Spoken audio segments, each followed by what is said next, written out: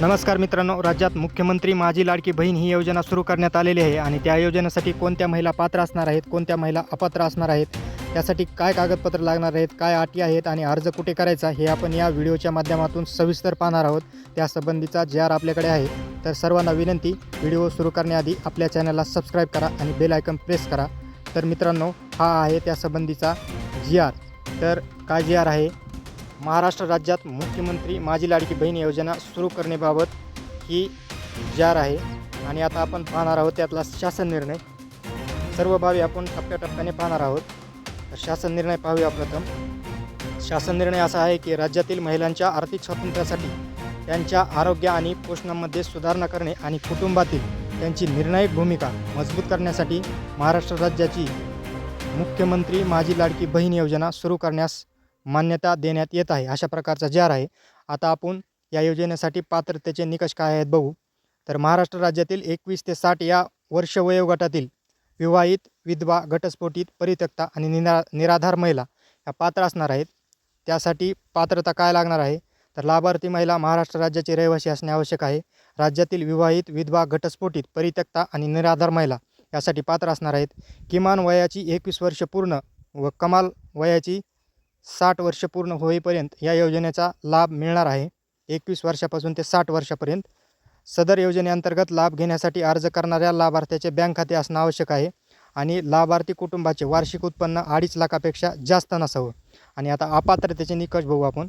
ज्यांच्या कुटुंबाचे एकत्रित वार्षिक उत्पन्न 2.5 लाख रुपयापेक्षा जास्त आहे असे अपात्र होणार आहेत। ज्यांच्या कुटुंबातील सदस्य आयकरदाता आहे, ज्यांच्या कुटुंबातील सदस्य शासकीय कर्मचारी, कंत्राटी कर्मचारी म्हणून सरकारी विभाग, उपक्रम, मंडळ, भारत सरकार किंवा राज्य सरकारच्या स्थानिक संस्थेमध्ये कार्यरत आहेत किंवा सेवानिवृत्तीनंतर निवृत्तीवेतन घेत आहेत, परंतु बाह्य यंत्रणांद्वारे कार्यरत असलेले तथा स्वयंसेवी कामगार कर्मचारी अपात्र ठरणार नाहीत। सदर लाभार्थी महिलेने शासनाच्या इतर विभागामार्फत राबवत येणाऱ्या आर्थिक योजनांद्वारे ₹1,500 पेक्षा जास्त लाभ घेतलेला नसावा। ज्यांच्या कुटुंबातील सदस्य विद्यमान किंवा माजी खासदार, आमदार नसावेत। ज्यांच्या कुटुंबातील सदस्य भारत सरकार किंवा राज्य सरकारच्या कुठल्याही पदावर कार्यरत नसावेत। ज्यांच्या कुटुंबातील सदस्यांची संयुक्तपणे 5 एकरपेक्षा जास्त शेतजमीन नसावी। म्हणजे शेतकरी मित्रांनो, एकूण कुटुंबात फक्त 5 एकर शेतजमीन असावी लागणार आहे। ज्यांची 5 एकरपेक्षा जास्त आहे ते अपात्र होणार आहेत। ज्यांच्याकडे 4 चाकी वाहन आहे, ट्रॅक्टर सोडून, ते सुद्धा अपात्र होणार आहेत। आणि आता पाहूयात आपण या योजनेसाठी अर्ज कुठे करावा।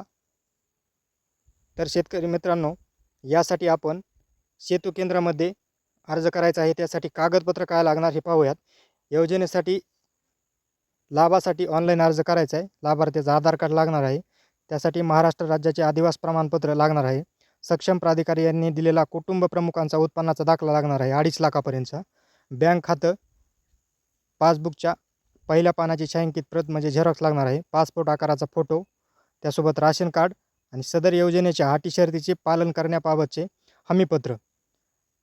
आता लाभार्थीची निवड ही मुख्यमंत्री माझी लाडकी बहीण योजनेच्या लाभार्थ्याची पात्रता अंगणवाडी पर्यवेक्षिका ज्या असतात आपल्या, ते हे काम करणार आहेत। किंवा आपण जर ह्या योजनेचा अर्ज करायचा असेल तर डायरेक्ट आपण जाऊन CSC मार्फत किंवा सेतू सुविधा केंद्रात अर्ज करू शकतो। त्यासाठी जी लाभार्थी महिला आहे ती स्वतः तिथं उपस्थित असणं बंधनकारक आहे, कारण तिथं KYC करून घेतली जाणार आहे आणि त्यासोबतच फोटो देखील घेतला जाणार आहे। त्यामुळं तिथं जी लाभार्थी महिला आहे ती प्रत्यक्ष असणं गरजेचं आहे। अर्ज करताना अर्ज स्वतःचा आधार कार्ड आणि कुटुंबाचं ओळखपत्र म्हणजेच रेशन कार्ड नेणं बंधनकारक आहे। तर मित्रांनो, माहिती आवडल्यास आपल्या चॅनलला सबस्क्राईब करा आणि बेल आयकॉन प्रेस करा। धन्यवाद।